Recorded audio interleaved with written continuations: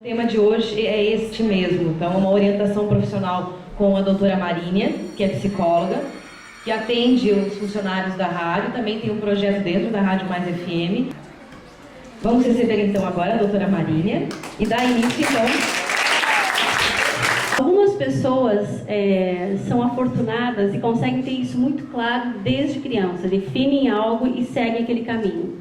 Mas a grande maioria de nós passa por essa angústia quando chega no ensino médio, né? E ao chegar ao ensino médio são muitas as possibilidades. Então por que a gente vê várias possibilidades, né? Medicina, engenharias, psicologia, pedagogia, para que área que eu vou? E muitas vezes a gente não sabe como fazer essa definição, como fazer essa escolha.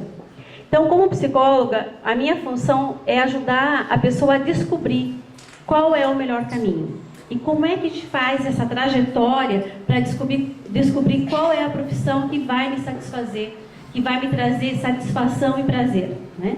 Até porque não é uma escolha que você pode ficar trocando a qualquer momento. É uma escolha para a sua vida. Você começa, ao escolher o curso superior ou a sua profissão, definir a sua vida adulta. Então, a orientação profissional a gente chama de medida preventiva. No Brasil, a gente tem muito pouco essa cultura de fazer as coisas de forma preventiva. A orientação profissional é uma medida preventiva, para que evite de que o jovem chegue no primeiro ano da faculdade, final do primeiro ano, e perceba, não é isso que eu quero. Chegou ao terceiro ano de faculdade e diz, puxa, não é isso. Ou até mesmo concluir a faculdade, como algumas pessoas que eu conheço, que eu converso, e que diz, olha, eu cheguei a terminar a faculdade, mas a hora que eu fui para o mercado de trabalho, eu me dei conta que não era o que eu queria. Então, imagine o que é 4, 5 anos de faculdade dedicado, e de repente você se dá conta que não é isso. Então, a melhor forma é a gente tentar descobrir qual é a profissão mais adequada para mim. É muito interessante porque, às vezes, no consultório as pessoas chegam e dizem, eu quero fazer medicina. Eu quero fazer medicina, desde criancinha eu falo que você é médico. Aí, com o processo de orientação profissional, a pessoa vai vendo que ela não tem identificação nenhuma com a medicina. Outra área são as engenharias e a arquitetura, que a pessoa diz, não, na minha família tem muitos engenheiros e eu vou fazer engenharia.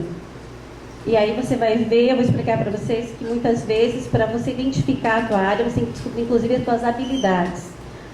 Quais são as suas maiores habilidades? Porque para você ser engenheiro, você tem que ter algumas habilidades que, se você não tiver, a tua escolha vai ficar muito complicada. Então, a primeira dica, antes de você dizer, eu vou fazer tal escolha, pesquise. Tente conhecer o máximo de profissões possíveis.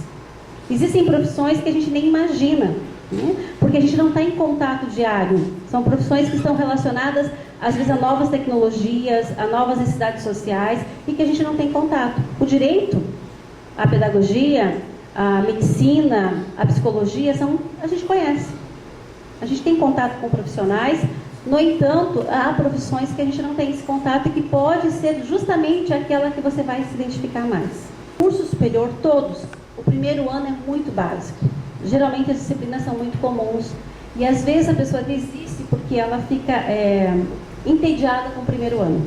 Porque no primeiro ano a maioria das faculdades vai ter aquelas disciplinas básicas. Português, filosofia, sociologia, metodologia científica, né? São as matérias que não estão relacionadas diretamente à profissão. E aí tem muita gente que diz, não, eu não quero fazer isso, a faculdade está muito chata.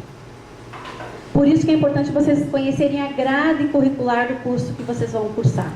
Peguem a grade. Tem geralmente nos sites das universidades, tem lá a grade curricular. A partir da grade você também consegue checar as ementas. As ementas é assim, curso, por exemplo, de psicologia do desenvolvimento, que é o caso do meu curso. Você vai lá, você vai ver a ementa, o que estuda aquela disciplina. Isso já vai te dar uma ideia geral do curso, se você não tem esse conhecimento. Segundo o censo do IBGE de 2000, a profissão de 3,5 milhões de trabalhadores, formados em 21 áreas diferentes, os pesquisadores descobriram que a maioria deles, 53%, exerce uma profissão distinta daquela para a qual se preparou. Mais um dado importante, eu me formo em algo e acabo de desenvolver outra atividade. A gente vê isso muito nos funcionários públicos, federais, estaduais, que muitas vezes fazem um curso e depois prestam concursos que às vezes não tem nada a ver com a sua área. Somente 1/4 das pessoas que escolhem uma profissão irão realmente trabalhar naquilo que escolheram. Outros 3/4 vão escolher outros caminhos profissionais. Pra vocês terem uma ideia, eu posso falar do meu curso, de cada 10 psicólogos que se formam, apenas, digamos de 100% que se formam, apenas 15% vão viver exclusivamente da sua profissão. É muito pouco, né? Se você pensar 15%, é um número muito pequeno para quem, se você pensar no número de 100%.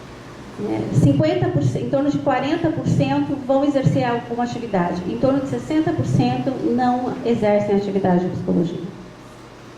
Porque o curso de psicologia é uma das pegadinhas. Muitas pessoas vão fazer porque acham legal, acham interessante.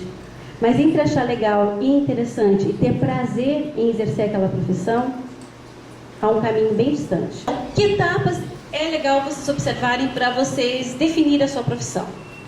Primeiro, autoconhecimento.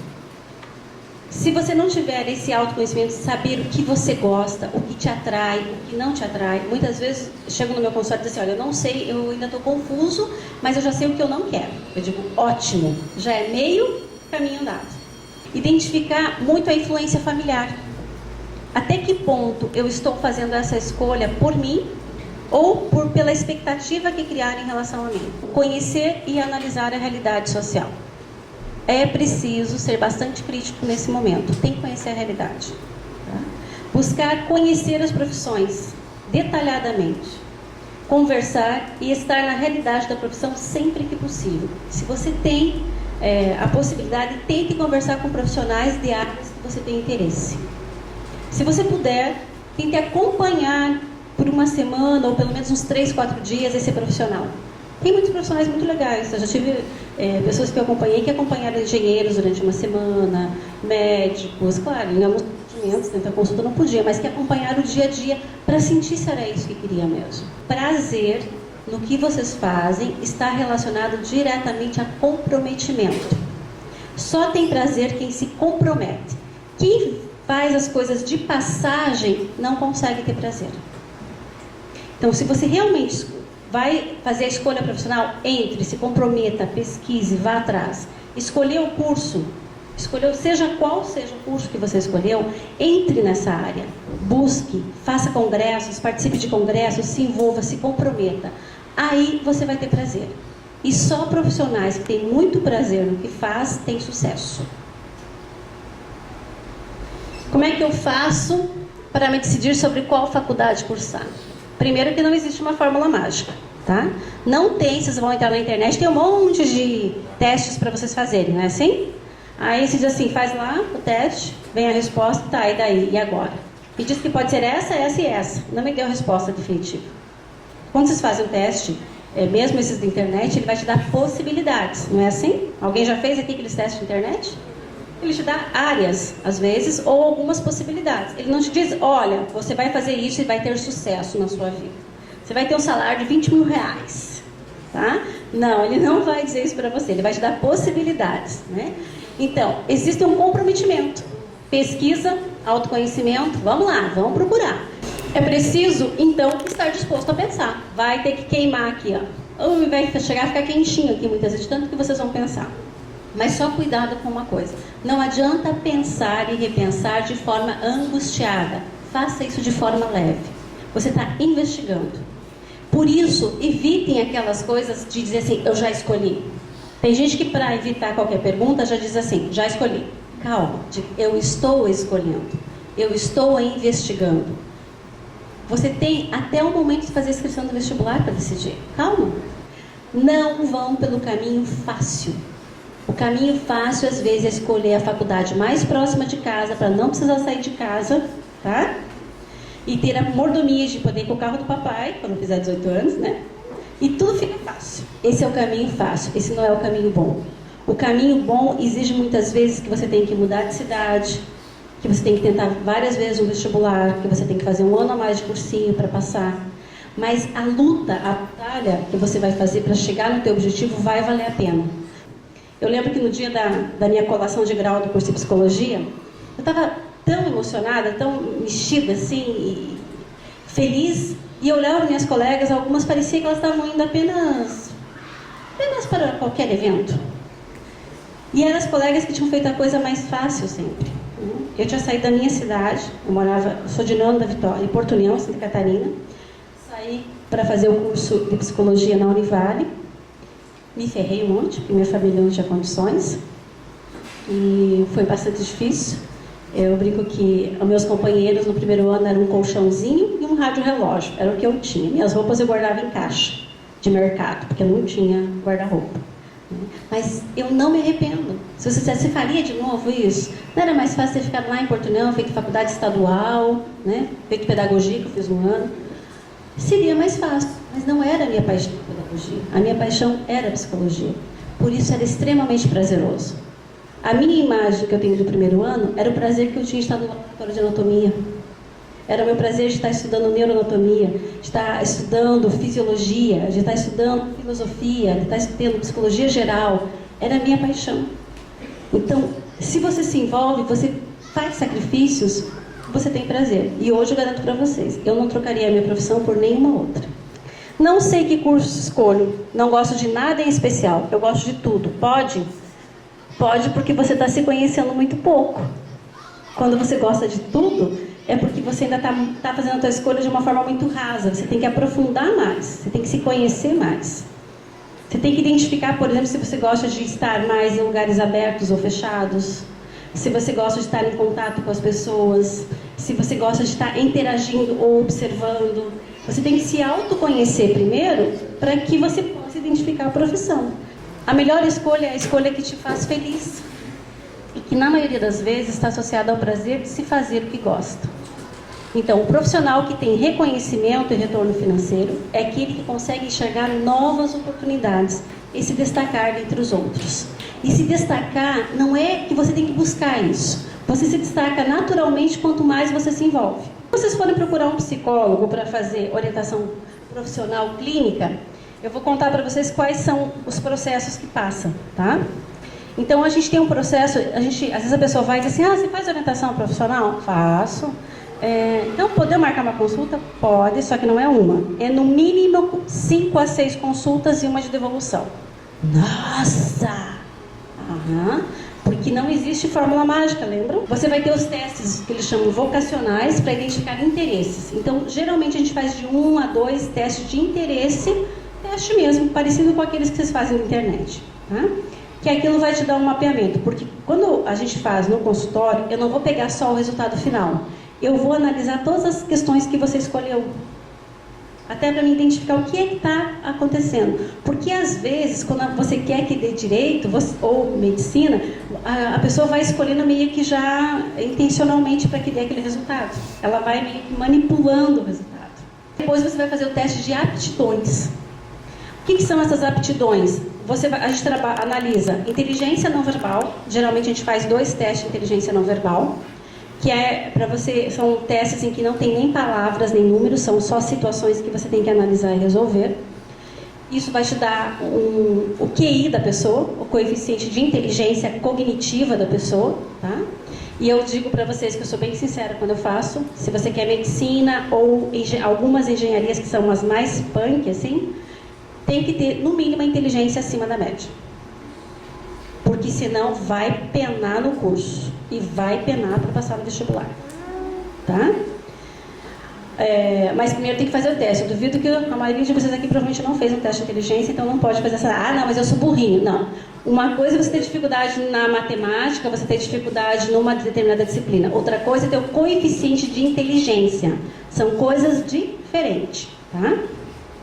Segundo, que outras aptidões? Atenção concentrada, a tua capacidade de manter a atenção em situações de tensão.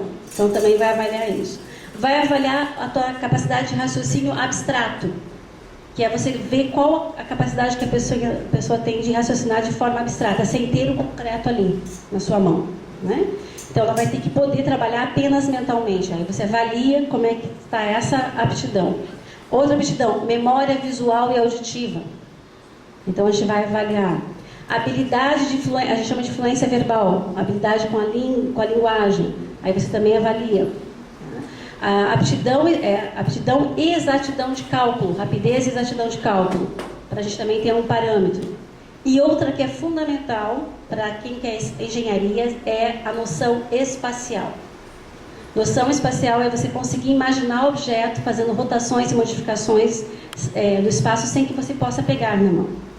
Então, a gente tem um teste que avalia só isso, a noção espacial. Se você diz que é engenharia, esse é o teste principal, que você tem que ter uma habilidade. Porque se a tua habilidade ficar abaixo da média ou muito inferior, não significa que você é burro. Significa apenas que você não tem habilidade de noção espacial, mas que você pode ter inteligência muito legal para outras áreas. Porque as inteligências são múltiplas. Então, quando você faz esse fechamento, você consegue dar uma resposta para a pessoa. Mas mesmo assim, você vai dizer, olha, você tem habilidade para essa e essa área. E o seu interesse está assim. O que acontece é que, às vezes, quando a pessoa está muito confusa, chega no final do processo, e eu vou entregar geralmente a gente entrega um relatório escrito, né, com todos os dados, você no final diz assim, olha, eu sinto muito, mas você ainda não está pronto para fazer a escolha. Porque você demonstra interesse por uma área e aptidão para outra. Então, você tem que trabalhar autoconhecimento. Tá? Não, digamos, de cada 10 pessoas que fazem, com o processo de escolha profissional, ela consegue definir em torno de 8 pessoas, de 7 a 8 pessoas definem. 2, normalmente, a gente encaminha para continuar o processo psicoterapêutico, porque estão muito perdidas, muito confusas. Né? E é natural, né? Até porque a adolescência é uma fase de transição, tudo muda. Um dia a gente está lindo, maravilhoso, né? Se achando o poder, no dia seguinte a gente já está se sentindo mal, no dia a gente se acha a pessoa mais popular da escola, no dia a gente acha que a gente é uma ameba na escola, que ninguém olha pra gente, né? Então, essa instabilidade é própria dessa fase que a gente está passando, que vocês estão passando, que eu passei, que todos nós que estamos aqui já passamos, né? Dá trabalho, né? Estou vendo que tem gente que ficou assim, ai meu Deus, dá trabalho, né? Parece complicado. Alguns de vocês dizem assim, mas eu não preciso disso, eu já sei o que eu quero. Ótimo. Mesmo aqueles que já sabem, tirem um tempo antes de fazer a inscrição do vestibular e entrem um pouco mais nesse mundo. Eu lembro que quando eu fui fazer vestibular, eu lembro que eu comecei a ler e procurar, na minha época, a internet não era uma coisa comum, então era nos jornais, nas revistas, né? Eu lembro que eu vi um ranking das 10 profissões que estariam mais no auge dali 10 anos. E a psicologia era uma das que estariam. E realmente o curso de psicologia, a amplitude, cresceu muito nos últimos 10 anos, nos últimos 15 anos. Né? Antigamente, na minha cidade, quando eu fui fazer faculdade, nós tínhamos 2 psicólogas. E o consultório delas não estava cheio. Quando eu saí de Nova Vitória hoje, já tenho faculdade de psicologia já há 10 anos, que eu dei aula há 10 anos no curso de psicologia lá do União. E a gente tem muitas psicólogas e eu digo para vocês que a maioria está com o consultório cheio. Porque há 17 anos atrás, quando eu entrei na faculdade, ir para psicólogo era coisa de louco.